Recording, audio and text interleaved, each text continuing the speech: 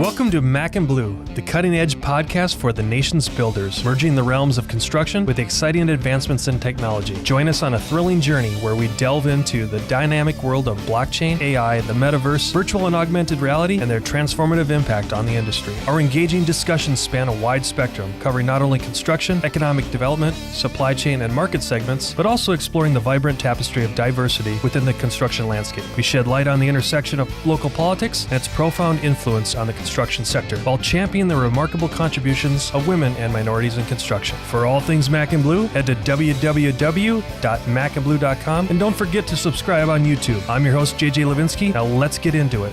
Hi everyone, welcome to another episode of Mac and Blue. I'm your host, JJ Levinsky, president and co-founder of Blue Wave.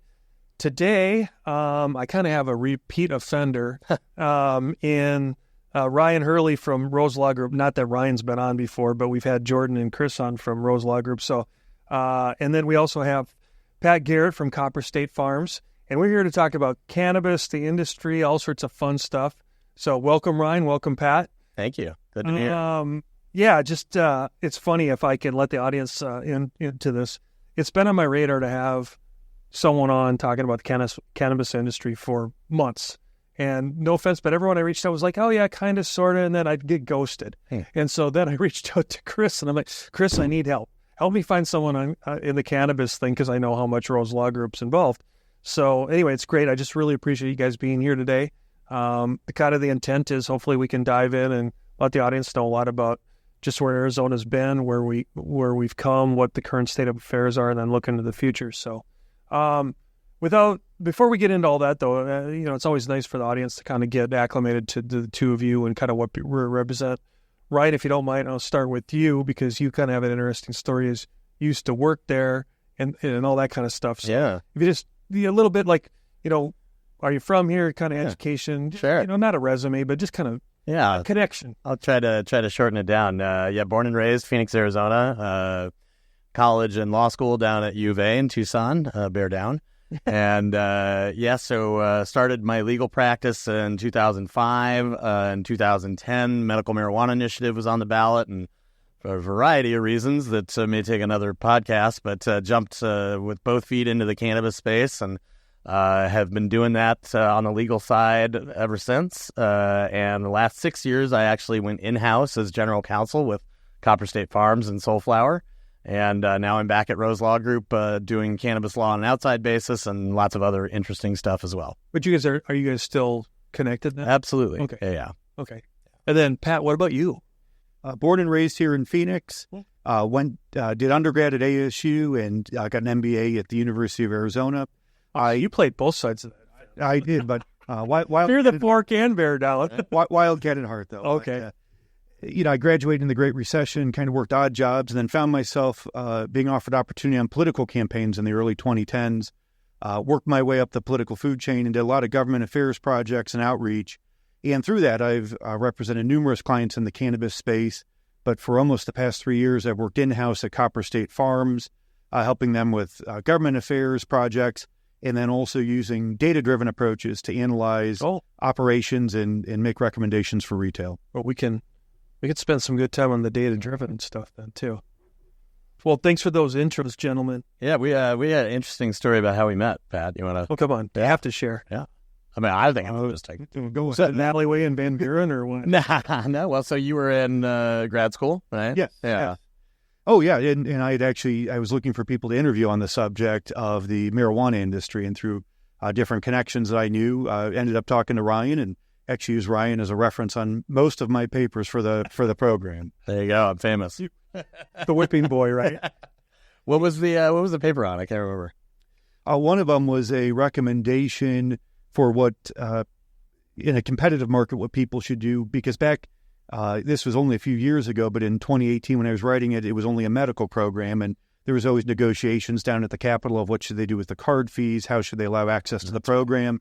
And so as a recommendation, if you're a producer and you want to grow market share and grow demand, how would you do that? And talking to Ryan, it was great. Learn a lot about the industry, but also, in a competitive and limited license market, it's kind of like the New York City taxi medallion example that we all had to do with economics at one point, just with a little bit cooler subject. We'll come back to, but thanks again for that. But we'll come back to the Copperstate farms because I want to dive into that on the data stuff. Let's go back though, just to ground the audience. Ryan, could you give kind of the legal background history, like some years and some pivotal points to where, how did medical start, then how did recreational? Just not I don't want a whole dissertation, but just, high level, but take 5-10 minutes and explain that if you don't mind. Yeah, I mean, that's definitely could be a compendium, but, it kind of started back, in the 80s in San Francisco, when the AIDS crisis was flaring and nobody seemed to know what to do about it. People were finding that AIDS patients would find relief from the pain that they were suffering with cannabis, and they were able to eat. They were able to have some quality of life as they were dying, as nobody knew what to do with it. There were some very, very brave people that stood up publicly and said, hey, if you want to come arrest me for helping these people, then you go right ahead. Right. And so that's kind of where the movement started. And then after that, you had the proposition in California that allowed sort of medical marijuana, but it was unregulated. It was really just personal possession and some grow. And that was back in the early 90s, I think, right? So that was kind of the genesis of it. There's even some other stuff that went back before that, some other pioneers. But the modern sort of stuff started coming into play around 2009. With Colorado's initiative that passed. They had the first sort of semi-regulated medical marijuana program, and it really, really took off. And it was the first sort of reflections of modern industry. Go at that time, if I may interrupt you, at that time because it was medical and regulated, what were the early early pros and cons? Like what came out of that Colorado movement? Yeah, so I mean, some of the pros were, you could actually have an industry and know that you weren't going to get arrested. Mm-hmm. You could open up a retail storefront, and there were, some zoning and some rules to abide by. Some of the cons is it was not regulated well enough, and there were, folks that sought to take advantage of that. Colorado's particularly geographically well suited to export. And so, there were some folks that took advantage of that from an earlier on. Colorado basically sort of let the cat out of the bag before it was entirely regulated. Got it. And so after that, they sort of started trying to pen it back in. And they did a very good job of it. But, you'll see it's very different up there than it is here. There's streets with 5 or 6 dispensaries on the same street. At one point, they sort of forced dispensaries to marry up to a grower to try to, regulate the industry a little bit better, so they kind of knew where the product was going. That caused some problems, but it was interesting in Arizona's early days after we passed our law in 2010. You could see, some of that influence coming down. But Arizona really was the first sort of from the ground up, very well regulated medical marijuana market. And why was that? Was it because of both the pat side and the legal side? You know what I'm saying? Like, we're here, I don't mean to have the juxtaposition here, but why was that? Was there collaboration? What was going on behind the scenes? Yeah, so it was a lot of things. Primarily the the Marijuana Policy Project out of D.C. that had been operating for years and was sort of the driving force behind a lot of the initiatives in those early days. They had learned from mistakes that they had made in Colorado and learned best practices. And it was just also a matter of timing. I mean, we were in an off-election year after Colorado started moving forward in 2009. So it was 2010. There wasn't a lot of attention being paid. I think people thought it was going to fail, despite the fact that Arizona had passed a medical marijuana law twice before. And thanks to our brilliant legislators and politicians, they repealed it and wouldn't implement it. But this one, it only passed by 4,000 votes, but it was pretty well defined that there was to be a very, regulated, limited dispensary and grow program. They could be vertically integrated. There could only be home grow if you didn't have a dispensary within 25 miles of your house. And there were basically fail-safes to make sure that if the politicians tried to not implement it, that then everybody could grow their own. Everybody didn't even have to go get a card. They could just say, "Hey, I got a medical problem." And so there were sort of triggers to make sure that the politicians would implement it, and a lot of legislative guidelines that would make sure that it was regulated. And then they had some insight from the industry as well. Any comments on that, Pat? No, just the industry, back in the early medical days was a lot different than it looks now. A lot of independent operators as opposed to, you've seen a lot of consolidation lately in brands. But back then it was, a lot of people looking to help patients and trying to navigate lots of bureaucracy, whether it be, zoning measures in different cities and finding opportunity. If you look back then, a lot of towns and cities were very almost preemptive in their approach to it. They made very strict guidelines for where dispensaries could locate. They had to be set back certain distances from either schools or churches or neighborhoods. And so, a lot of them regulated them back then, like adult businesses would be regulated with very strict. There comes a time when dreams become a reality, when you see your vision materialize into a true work of art. And the only way to get there is to choose a general contractor who shares that same vision and knows how to bring it to life. At Blue Wave, we aren't so big that we've forgotten where we've come from, and we aren't so small that we can't care for your projects regardless of their size. When your vision deserves safety, perfection, timeliness, and expertise in order to become a reality, trust Blue Wave to get it done right the first time.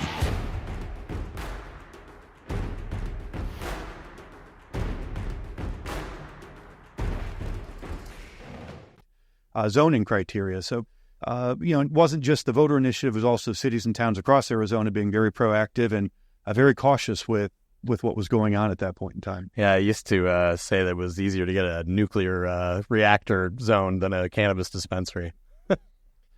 What was the year? So we went. So that was 2010 was medical. Yeah, that was the initiative. When did it switch to recreation? Well, so in between that time, there's some progress there too. So in 2010, the initiative was passed, but it wasn't until 2012 the dispensaries actually opened.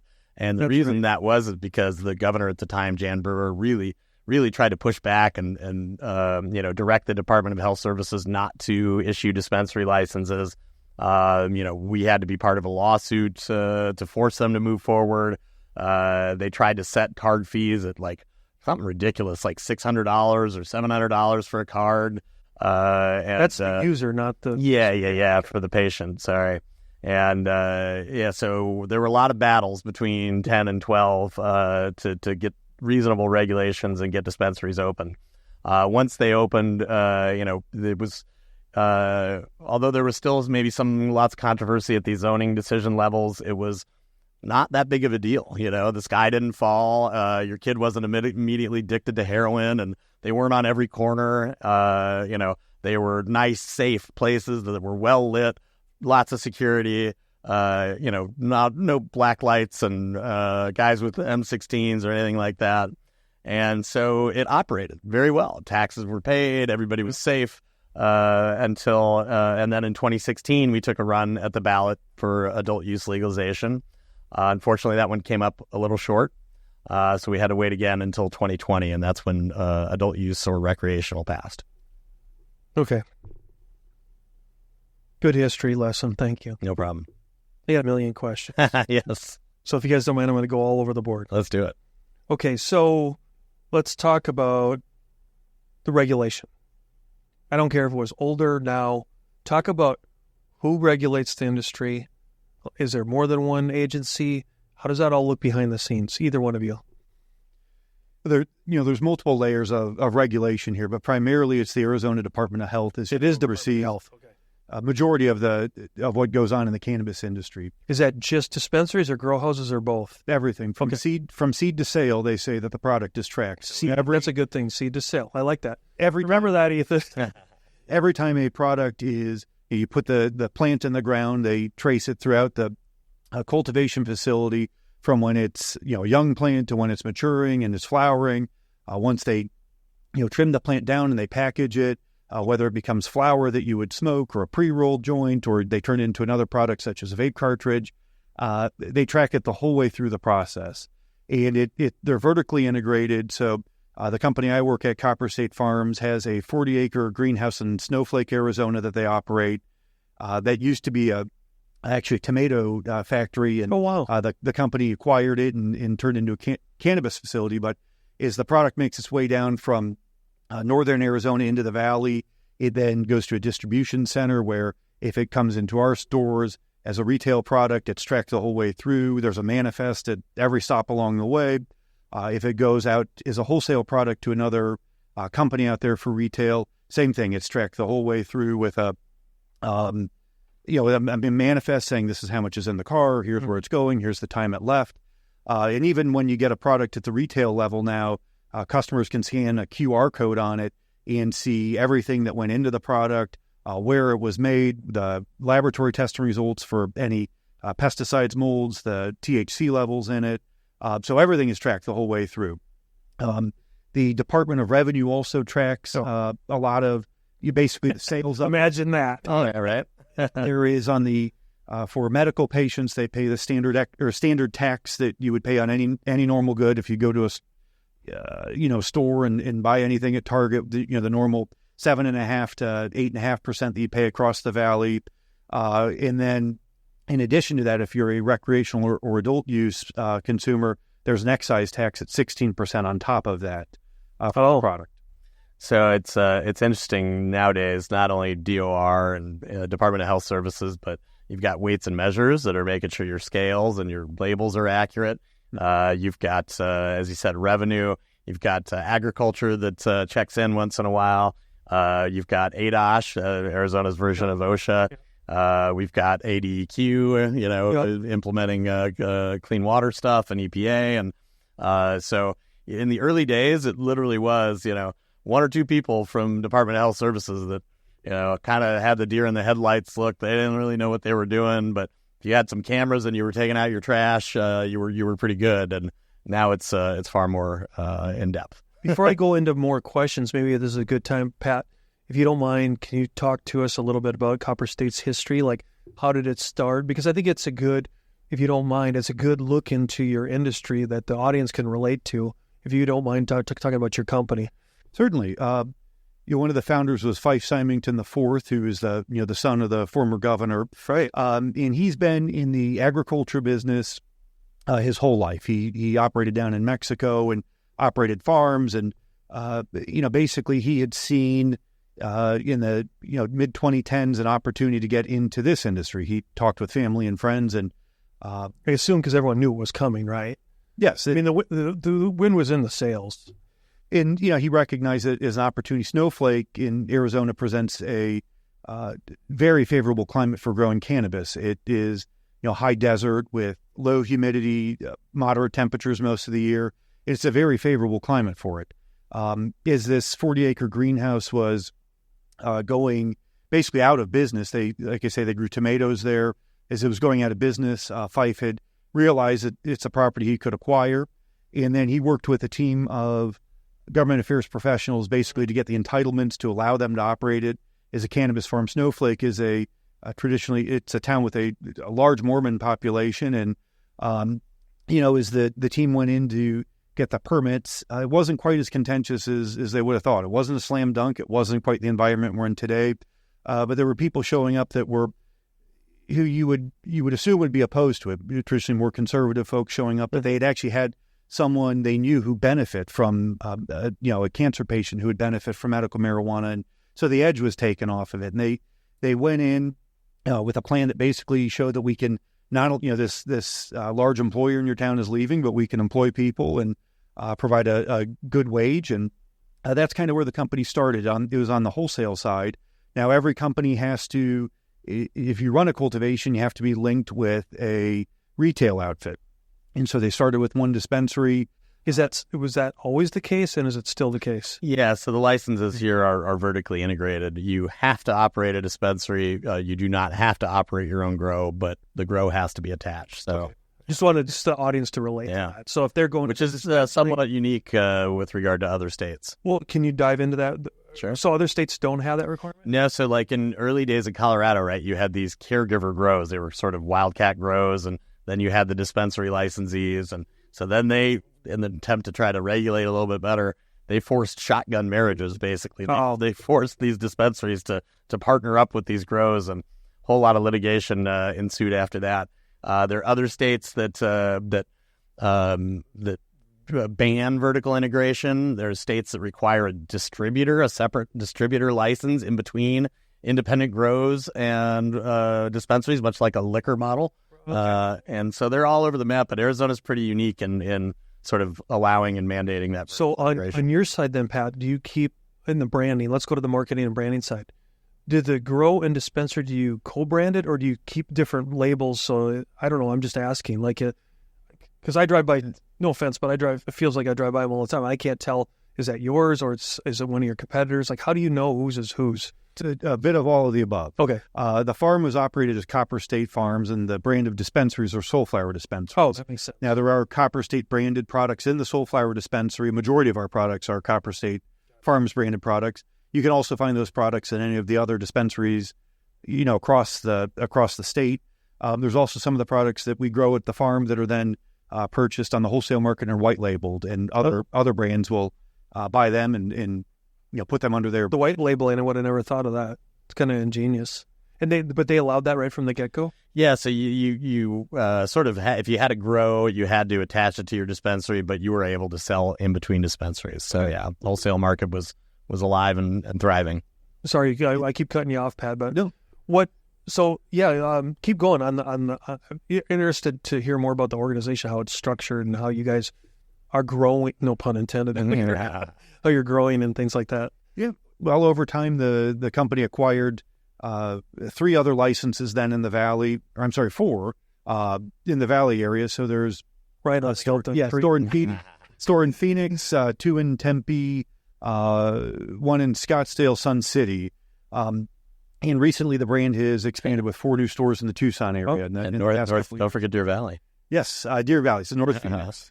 Okay, so with that, just like our industry, there isn't a week that goes by that the M&A market isn't out of control. Is that the same in your industry? Yes, so it's very cyclical, but yes, there's been a ton of consolidation. Arizona has been a particularly good example of that because there's no limit on the number of licenses that one entity or one person can control. So early on, we were a target for lots of M&A. So you see these large, they call them MSOs, multi-state operators, that went public in Canada, raised a ton of money, and then came down and acquired a bunch of dispensaries, unlike Copperstate, Arizona born and raised. But where I was going with this is they're strategic back to this MSO. It's not like private equity or venture capital, or is it? So in the early days, yeah. Well, in the early days, it was some dude with $500,000 in a duffel bag. Got it. Then it was sort of hard money lenders, right? Yep. You would see lend into a short-term real estate project, construction project. Then it was, family and friends and family offices, some private equity, and then what really changed the industry and accelerated things is when Canada legalized it from a federal level. They legalized medical marijuana on a federal level. Which, and to be clear, we do not have that. That's correct. That's correct. So, is there? If I look out in the future, this is the world you guys play. Yeah. Will there ever be a day that? Oh yeah. Okay. Yeah. Absolutely. What's the the over/under? Yeah. So, I mean... we got side bets over here. Yeah, so Biden and Department of Health and Human Services are rescheduling medical cannabis to Schedule 3. Does not exactly make it legal, but it is a huge step forward in the right direction. When we get legal adult use cannabis on a federal level, or at least the Fed saying, states, we don't care, you can go forward. Is that what you think will happen? Man, I mean, there's a lot of permutations of what could happen. Okay. You guys are in this though, day in and day out. What's the bet? I mean, like I said, it changes depending on what day you wake Pat's up. Laughing at me. I think rescheduling will go through for medical. I think that largely the FDA will lay off of that. Ultimately, I think that we'll get some sort of light regulation from a federal level that it puts some sort of federal tax in place and gives some sort of overarching light regulation, but then hopefully leaves it up to the states to decide. But when Canada legalized it federally, it enabled companies to go public up there and raise huge amounts of money, and then they came in and started acquiring dispensaries here. We've had plenty of guests on this show that have opened, I think, a lot of Americans' eyes to how capital-rich Canada is. They have unlimited resources, tons of capital, and not enough people to deploy it. So they invest in the U.S. Yeah.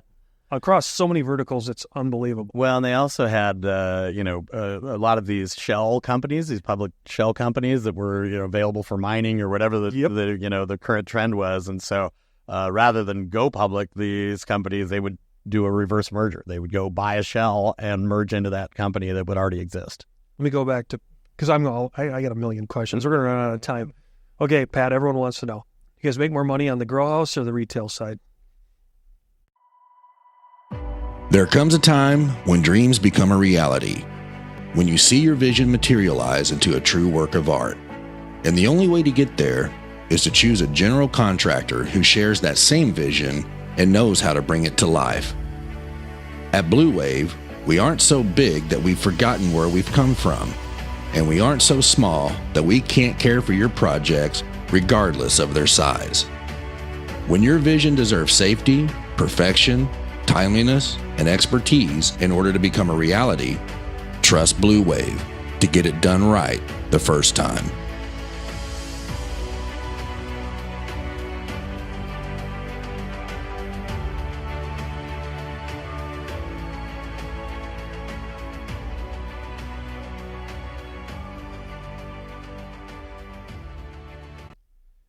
I think that's another one. It depends on the day. Okay. The market price for a pound of cannabis goes up and down. It's a supply and demand. Okay. So on the wholesale side, it really depends on the day. The price could be, it started out, and you might have some idea. 5 years ago, it probably was close to $3,000 a pound, and closer to $5. I mean, it was like the street level prices when it first launched, right? And then $3, and then lower. Okay. Yeah. Competition, baby. What you've noticed also then on the retail side, consumers, it's just becoming a competitive market. If you look at statewide available data where they track the weight in the dollars spent, consumers are getting more cannabis for less dollars month over month. Right.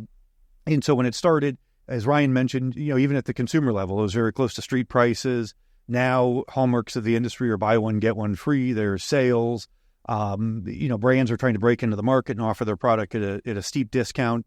So it's kind of tough to say, but it's an evolving market, and it's just more and more competitive. Yeah, I do want to add a PSA in there real fast. Everybody thinks that you're in the cannabis space, you're making money hand over fist, and that is definitely not the reality. Margins are tight, aren't they? Well, I mean, the margins are getting tighter. They're more like a regular retail margin, but because things are still illegal on a federal level, we are not able to deduct our ordinary costs of doing business. Right. So you are paying the federal government probably 50% of your top line revenue, which is brutal.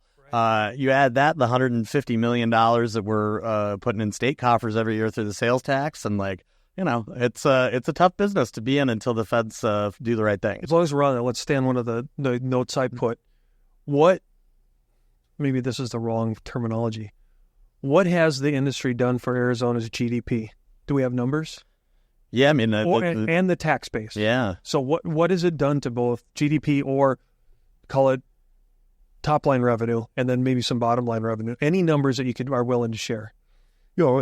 As an industry, you don't have to talk about Copperstate. Yeah, rough ballpark would be probably around $100 million is spent on cannabis about every month. Some months it's higher, some months it's lower. I think it's on track to be $1.5 billion this year. Do you know how that compares to other states? Do you have any, maybe Colorado? Or definitely a little higher than Colorado, for sure. Because of our population? Yeah, our population size. Yeah. Sorry, didn't mean to cut you off, Pat. Yeah, no, I defer to Ryan. And then what about, you were talking about what it does to the tax revenue? Yeah, so I think they're on pace to do $150 million combined in taxes to the state this year. Yeah. So they want it. Oh, yeah. And, I don't know what the direct employment numbers are, but they got to be close to 10,000. And I mean, the indirect employment, the number of lawyers, accountants, construction workers, drivers. It's a big impact for Let's sure. go back to the law firm. Let's go down to some of the stuff that intermixes us. Yeah. Okay. Because I know we've bid on some stuff, and let's talk about the issues and the problems and just talk around it. One is planning and zoning. Yeah. So let's go down that one. Then could dive a little bit into facilities, the grow house. If you finally can get in P&Z, do you have enough power and water? And then everyone wants to know, well, you guys, the wastewater. So let's talk about either the misnomers, the anomalies, the challenges. Either one of you go dive in. If you want to handle the P&Z and entitlement first, go for it. Yeah, so I mean, like I said, I think sometimes it's easier to get a rendering plant or a nuclear plant zoned. My early days, that's one of the areas I started in, was doing zoning for dispensaries and grows, and people would show up en masse and call me a drug dealer and I was poisoning their kids. And one person said, "Oh, I work next door to that grow. I'm going to fail my drug tests." It's like, well, no, not if you don't smoke it. That's just not realistic. And then we had cities like Chandler in the early days that, they knew the law wouldn't allow them to ban it outright, but they got awfully creative in where it was and wasn't allowed, and basically was allowed in one tiny little part of the city where it was owned by somebody that they knew was not going to allow it. So there was a lot of pushback in those early days. Nowadays, it's a little... Was there a particular municipality that broke the ice, though, Ryan? Phoenix was very reasonable, for sure. I mean, they started working early on. Tucson was reasonable. There were lots of places that were reasonable. The peer pressure, eventually. Yeah, that and the money. Well, we went back ultimately. to the money. But you still would have to get a use permit. You still had to be 1,000 feet from a school, from a church. And so even in Phoenix, it was reasonable. There were not that many places that were available. You layer on top of that, because it's federally legal, you couldn't have a property with a bank loan on it because the bank would call the note. So hence all the cash. Yeah. A lot of CC&Rs and old shopping centers would say you can't do anything illegal in here. So it was early days. It was not easy to find a spot. And the upshot to it was a lot of really horrible real estate got revamped because of it. Talk about, because you guys are privy to it and I brought it up, talk about the power and water, how that's either been, let's say, early facilities, like you said, that were defunct in other industries, like you talked about the tomato place. I said, if I can make an assumption, the good properties that were easily convertible are all gone, hence the M&A type thing. Is that a fair statement? And if not, what am I wrong with? Or now what are you guys doing to look at facilities or locations? Like, how does the industry changed in that capacity, Pat? We're looking every day for retail opportunities and locations. Some of that changes.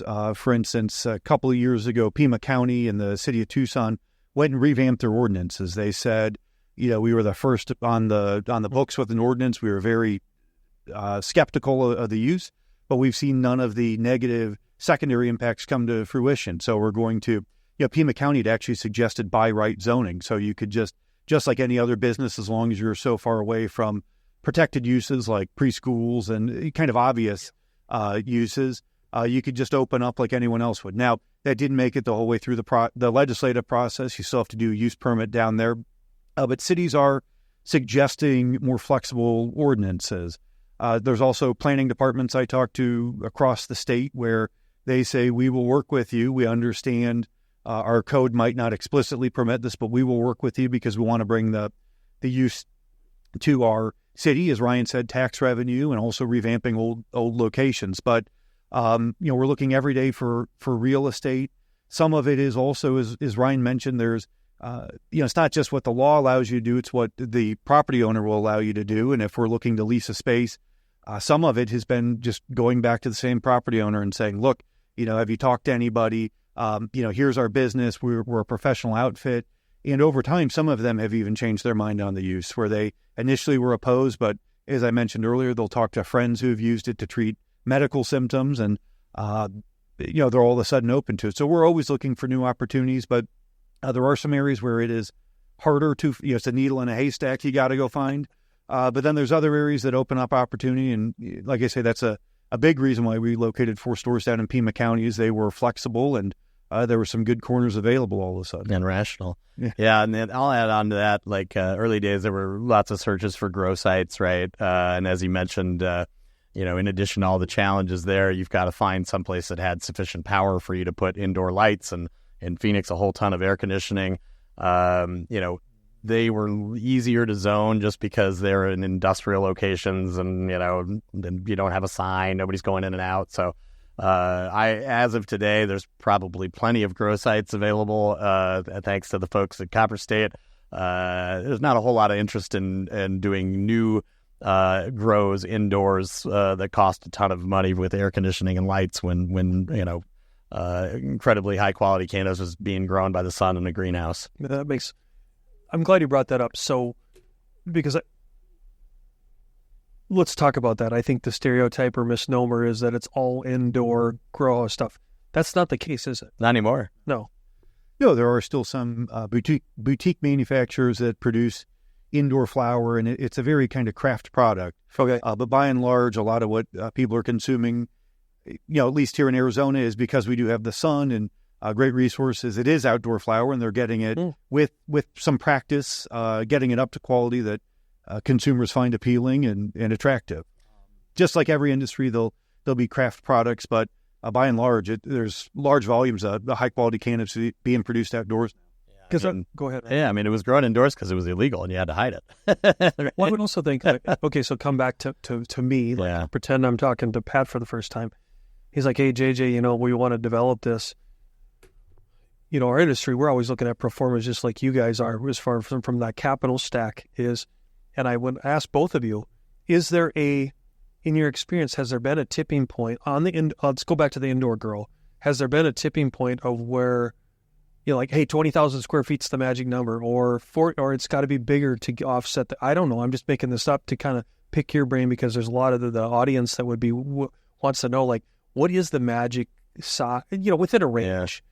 I don't know if you guys have gotten into that at all. I mean, that's because it goes to cost of land. Yeah, it's a difficult thing to pinpoint because certainly there are efficiencies at scale, right? True. But the availability of capital in the cannabis space was really hard to come by and very, very expensive, right? So if you couldn't get equity raise and you were borrowing money from a hard money lender at 18% or higher, right? A reasonably high-tech indoor grow of 30,000, 25,000 square feet. I mean, you could spend $10, $15 million building that out easily. So you add all those things in there, and then, the AC and the electric, and maybe you got to build a new line out to the APS line because they don't have sufficient power. Really what changed it, though, is being able to do these things outdoors or in a greenhouse, and you just can't beat that. The Mother Nature, the sun is better than any light out there. So on that, let me go down the next, to me, which is an obvious question, is and I hope this doesn't offend anyone, but I really don't care. In Arizona, as we've looked at the water issue. Let's take a tangent. And, everyone bitches about, flood irrigation, these kind of things, the old water rights and things. There's been enough in the news, we don't need to talk about it. But as you see farming, the quintessential farming that was Arizona, transition to developing, and, the water usage changes, the data has proven that developing actually saves water instead of just having flood irrigation. And I know that'll piss some of the old traditionalists off. But whatever, where I'm going with this question is, has your industry, Pat, now looked to almost co-op or farm, no pun intended, with some of those old landowners? Like, is there anything there? Because I'm thinking of Yuma and the vegetable, like you're back to the grow house up in the tomatoes and snowflake. But what about all that specialty ag that is, you know what I'm talking about, from Dayton to Yuma and all that area? We're not quite there yet. And a lot of that would be because, you can send alfalfa to Saudi Arabia if you want to, right? I knew you were going to go down that. Or wherever. And that's a great thing. Interstate commerce is a great thing, right? And it enables us to have a great economy here in Arizona. We can't do that yet with cannabis. So if you were to, do 500 acres of an outdoor grow in Dayton land, you just flood the state with more cannabis than it would ever need. In addition, if you're growing for, smokable flower, right, as opposed to extracted product, and you're going to put it in edible or an oil. These flowers, they're ornamental and they're a little delicate. So you've got to be a little more loving than a mass outdoor agriculture, right? You got to protect the environment a little bit more. The CO2 that they get, they're ornamental little babies. You got to treat them that way and treat them well. You said something. Why don't we go down the next topic? Product development. Pot isn't pot anymore. So either one of you talk about, or this is probably your specialty, Pat, is what doesn't the audience know about the evolution of the products? Like what's it in, what it is and not, the CBD versus THC and like all these byproducts that can you just take like an educational moment? Yeah. Well, I think, the one thing that always catches people's attention is the most popular SKUs that we have in our store are actually products with compounds that similar to CBD called CBN that help people sleep. You look at the stores in the Tucson area up here in the Valley, those are always the most popular SKUs. People are coming in, while the product might help you listen to a Led Zeppelin album, make it more enjoyable. But, a lot of people are coming in and they're looking to treat some ailment. We hear a lot of customers will say that, this product will help them sleep. Some people will say that this helps them with their digestive health. And so they're tailoring products with, just like they can extract THC and CBD out of the plant, there's other compounds that have different effects, and consumers have found that they like them. Still a majority of the product being sold in the store will be your traditional flower, which is your standard, cannabis plant. But as far as the specific products that people come in, they will come in looking for a specific product to help them feel better and to treat, like I say, treat a symptom. Yeah, and if you can name a retail good that is topical or consumable, I guarantee you somebody has put cannabis in it.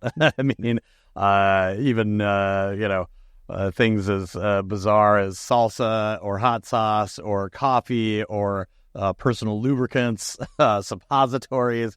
You name it. Like Pat said, I think flour is still probably 50% of the market, plus or minus. Yeah, roughly. But I would see there must have been but the data must show a pretty big, significant change, though, right? Yeah. Early on, especially in Arizona, the medical law did not specifically address, arguably did not specifically address extracted products, like concentrated self. Makes sense. And so that was even more underground than the flour. But once that was sort of mastered, and you would find the way they were figuring out ways to extract it on a large scale as opposed to just doing like old school finger rolled hash, right? Yeah.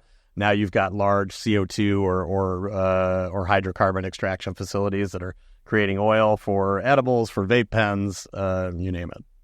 So this leads to the next thing, Pat. Who absorbs the R&D costs? So are you guys bringing all this in-house, or do you, as all your competitors or the industry, do you farm that out to scientists? We do have an in-house team up at the farm that runs an extraction laboratory up there to develop those products. As far as the different, the strains of cannabis that we're growing right there, usually those are acquired. That you're relying on someone who with a bit more expertise in that. But is there any? What's the word I'm looking for? Is that as far as like how you differ from your competitor? Is that the secret sauce? Is that the proprietary nugget? Sometimes yeah. I think it would be. Yeah, right? Particularly on the extracted product side, right? Okay. There is a whole lot of science behind it, but frankly, there's a ton of it the science really doesn't know. There are 85 to 100 different cannabinoids in the cannabis plant, and we know a tiny little bit about THC and CBD and some CBN, maybe CBG, but that's pretty much it. We don't know anything about anything else. CBG? That is sort of, they call it the mother cannabinoid. It's cannabigerol. What does it mean in layman's terms, though, back to that? We don't really know. Okay. Their science knows a little bit about it. There are some people that suggest it works for them better for certain things, but the reality of it is it's all sort of, word of mouth, and there's not a lot of science to back it up because it's illegal. And so scientists couldn't really study it unless you were trying to prove the drugs were bad. And then you could do it all you want. But then all you got. Well, can I go in the front door, come out the back door, right? I can cuss here, right? So if you were getting a legit study to prove that drugs are bad, you got shitty cannabis from the one and only medical or cannabis farm that the federal government approved in Mississippi that grew dirt cannabis. It was god awful. Ditch weed. Yeah. So there's a lot science doesn't know, and frankly, we're all, in some ways, the guy that was doing it in mom's basement in Northern California knows more than the scientists sometimes. So it's a really weird blend trying to put those types of two people together. Oh, and thanks for being. Oh, go ahead. Yeah, but there also is, so there's the science end of it and the actual product, and then there's also the marketing end of it. That you've seen some of that where there are kind of brands that have really dialed in. We make an edible, we package it this way, and they are across different states. They come in, they sublease a license. And so you can find these products in California dispensaries, Colorado dispensaries, you name it, across the country. And so there is some of that too, where it's the product and the actual compounds in it. But then also some customers prefer, I've experienced this brand before. They might like the colors on the label. The packaging is more inviting. And so there's a little bit of both going on there. There's, it's more than just meets the eye with the science. Here we up another point is with the recreational approval, are there any marketing or advertising no-nos? What are the rules?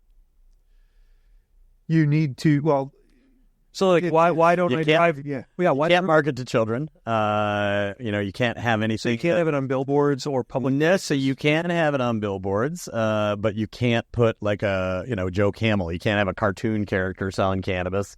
You can't create edibles that look like fruit, fruit or a cartoon character, which you used to be able to do back in the day, right? Or people would actually rip off, strawberry shortcake or Oreos or anything. She would Yeah, you need. Joe, you were going to, or Pat, you were going to say something. Oh no, it's always evolving as far as what the regulations are. The industry does, at the legislature every year there are some bills. Some are good. Some are not good, but the industry is very willing to work with the legislature for common sense solutions. Yeah. This last year there was a bill that was related to outdoor advertising and how close could the billboard be to a school or a soccer field or you name it. And, the industry came together and said, well, when we go to the billboard company, they already have procedures in place because they don't want this product on their sign that's close to a school. So the industry works as much as we can with the legislature to promote common sense solutions and, not just fight every regulation to fight it. The industry embraces regulation to some degree because you either choose to cooperate and regulate yourselves or you get regulated. And it's much easier to be a partner in that. Yeah. And, it's funny, some of the regulations, it can't be attractive to children and that can be awfully vague. Yeah. So sometimes it's a challenge. I mean, you're trying to put something together that is unique and interesting, and you don't want to go spend $1 million on packaging and a brand and launch that brand and have somebody say, well, I think you used something that looks like a video game, so maybe that's attractive to children. And I mean, the reality of it is you can't go into a dispensary unless you're 21, and they card at the door and they check the scanner, so fake IDs are not a thing there. So it's I get the idea, but sometimes it's I think it's a little bit of an overshoot. But also, the market is evolving and perceptions are changing with this. Trying to do grassroots outreach and get involved in community events. We're currently not always welcome at them. Some groups will say we prohibit cannabis, just like they would prohibit alcohol or even political candidates from coming to certain farmers markets or different kind of neighborhood gatherings. So as we launch in new markets, we're always looking for opportunities to go in and meet people and introduce the brand. And it is challenging because not just regulation at the state level, but also sometimes people to say, well, you're not welcome here at my neighborhood meetup. So it's changing though. It's getting more inclusive. Let me spin that, because one of the things I've been going through my mind, you both have said some things that I try to put my business hat on for a second. And that is, I was thinking of, and no disrespect, Pat, but as it becomes more and more commoditized, you're back to location. Do we get to a point where this all goes online and Amazon owns all of it? Yeah, maybe. Is that what are you guys in the back of the scenes going, hey, yes, we need location and square footage, but let's not over leverage it because I'm going to be sitting on all these assets. Or maybe if you're just renting, it's different. But when this goes online, is that even a discussion right now? I mean, it could be. I think before that happens, though, you need to figure out a banking solution because we haven't talked about that. The one thing that a lot of just kind of back of the envelope math and just conversations with customers is the idea of a delivery model is great, but they still would have to go to an ATM to get cash. People don't carry cash in their wallet like they used to, and so kind of knowing you have to go to the ATM, well, you might as well go by the store and check out the new products they got and talk to your staff that you like at the store and check in. So until that gets worked out, I think delivery is okay. It's in the future. It absolutely could work. We've seen almost every other industry go towards it, but until you solve that problem, I think people are still going to be going into the store. Well, we didn't touch that topic. So can you guys, we've got 12 minutes left, talk to me or explain to the audience why about the whole banking cash thing, the struggles, the paradigm, all of it. So I mean, because cannabis is still federally illegal, technically, if you're putting money in a bank, you're laundering money for trafficking a controlled substance. So, in the early days after Colorado went recreational, the federal government did come out and say, "Hey, Colorado, we're going to let you go forward with this experiment under these guidelines. We are not going to enforce federal law in Colorado."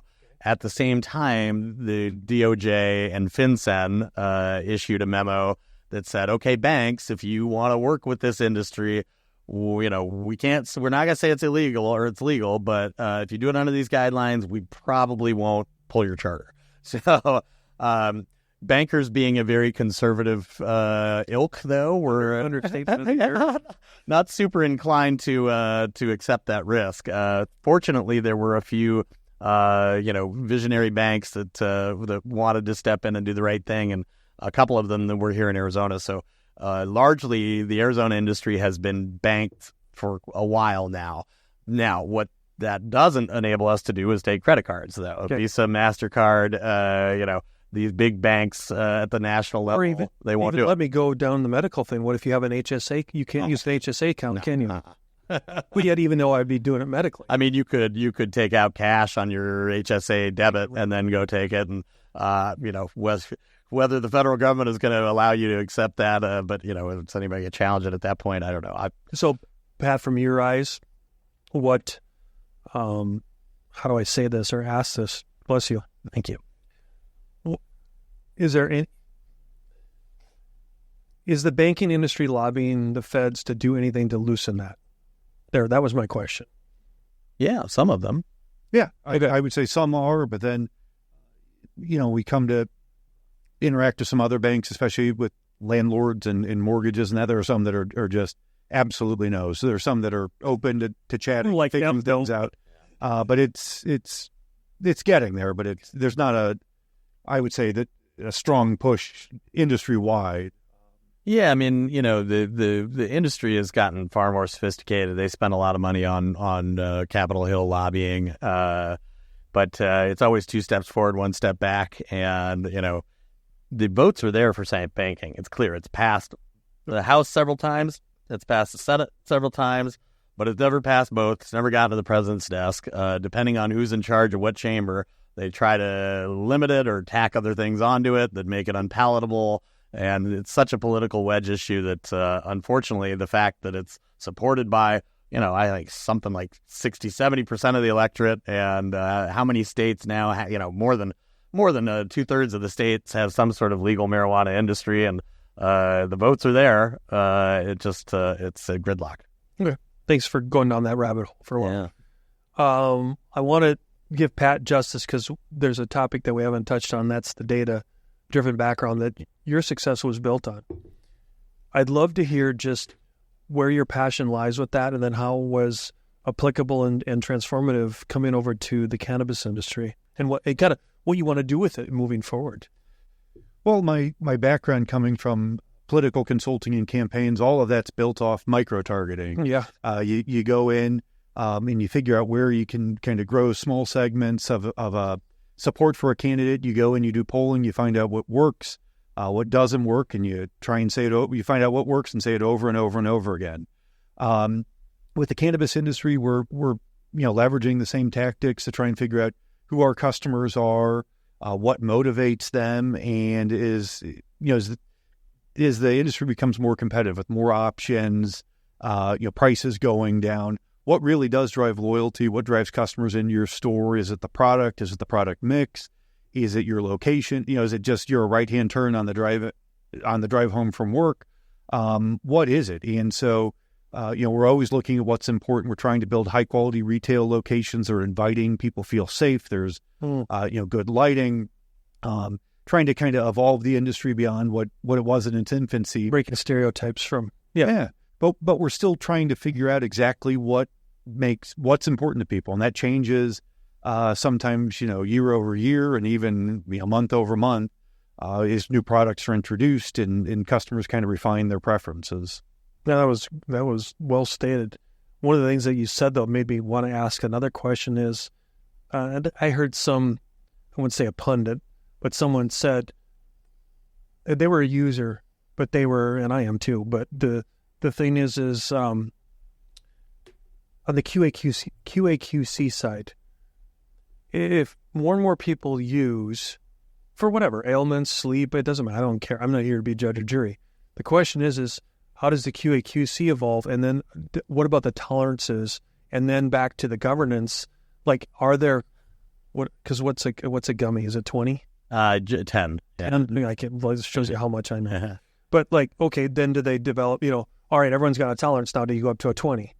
We're going to need another podcast for this one. But just let the audience. Here's what I want to do. I want people to be inspired by this talk today, to where they go look out. Maybe we can do another one. Yeah. But I want to look under the hood and go, guys, tell me what that's like. Yeah, so absolutely. I mean, Arizona was one of the first states, not the first, but an early one to roll out comprehensive testing. We did not have it in the early days for medical marijuana. That means when you get your cannabis product from the store, you know its potency, you know it's clean, it doesn't have mold, it doesn't have pesticides. But you have to do that?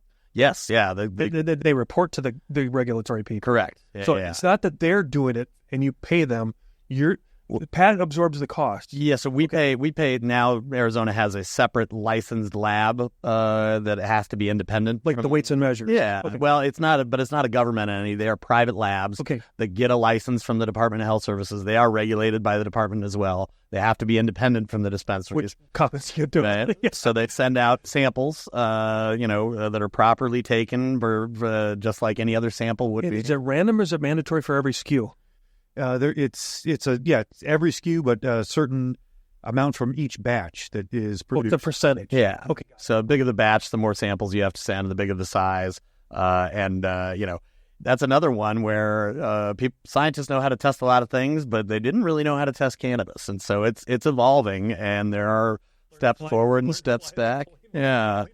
But the consumer can rely on the fact that their cannabis is clean and the potency is what it says. I haven't seen a lot of people, unless you are really smoking a ton of cannabis or a lot of high quality, like high potency concentrates. I don't think building up a tolerance is going to be too much of an issue. And if it is, then, it take a couple weeks of a break. And I just wanted to ask the question because I remember it came up in a conversation I was having, a typical neighborhood kind of conversation. Yeah. I'm like, I don't know. Not my problem. Yeah. But that's I wanted to ask you guys that, though. That's one of the best things about legal regulated cannabis is, it doesn't have anything horrible in it. Right. Like, back in the 70s when the U.S. government, intentionally sprayed paraquat on cannabis that they knew was coming across the border and was going to poison people. So now at least there's no federally sanctioned paraquat in your cannabis. Guys, I don't know where the hour went. I know. But in the last 3 minutes, I wouldn't be doing my justice, and I'd be a good host if I didn't ask, what didn't I ask either one of you that you want to at least leave the audience with as a challenge or discover more, even a PSA? I don't care. We all know Rose Law Group. You want to go now we just need to know Copperstate better. Yeah, we invite everyone to come stop by one of our retail locations. We think we offer a tremendous customer service experience that can help people come in and ask questions. We really invite people to come in and learn more. The internet's a great tool, but if you look around, you'll get all sorts of opinions. Come in, ask one of our bud tenders, which are what we call the staff that work the front counters. Come in, ask them questions, find a product that works for you, and give us a try, give the product a try, and hope to see you in one of the stores. Yeah. Ryan? Call your federal representative and local politician every day until the federal government gets out of our way and does the right thing. Don't rest until every single person that is in jail for possession of cannabis or has a criminal record because of it has been expunged and let free. Putting people in a box for choosing something that is objectively safer than alcohol is a crime in and of itself, and it needs to be righted. That's what got me into this in the first place. It's the war on cannabis, and in my opinion, the broader war on drugs has been the biggest policy failure of this country ever. It has fractured our communities. It has ruined generations of lives, and it's going to take 100 years to undo the damage, but we've got to start now. And cannabis was one brick in that wall. Rose Law Group, I'm happy to be back there. We're a first full-service business firm. And still on probation? No, not at all. No, I'm Jordan, is he still good? I am fortunate enough to have gotten my medical marijuana card at a No, I didn't mean that. Back as being a lawyer. Oh, gotcha. I was just trying to be a smart ass. Yeah. Jordan and all your colleagues. No, I'm so fortunate to be welcomed back with open arms there, and so excited to be at a place where I can do these sorts of controversial and exciting and world-changing things. Well, I can't thank both of you enough for coming on today. Thank you. Well, I mean, we might have to do another one, actually. Yeah, there's so much more to talk about. All right. Well, thanks again, gentlemen. Yeah, thank you. Thank you. You've been listening to the Mac and Blue Show, brought to you by Blue Wave General Contracting. Be sure to subscribe to the Mac and Blue podcast on your favorite podcast platform. Follow JJ Levensky on LinkedIn and Instagram. Tune in every Monday